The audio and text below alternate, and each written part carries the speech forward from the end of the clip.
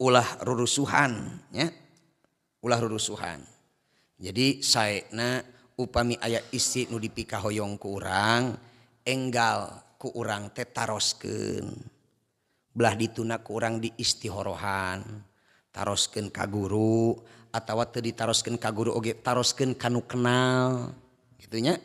Ieu terang teu ka jalmi ieu ditaroskeun.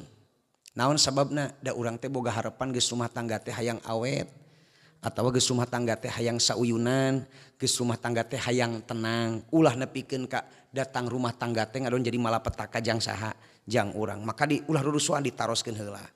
Engke lamun ternyata geuningan keur teh urang bogoh istihoroh alus atawa tina ladang naroskeun oge sae kan moal kagok urang ngalengkahna teh.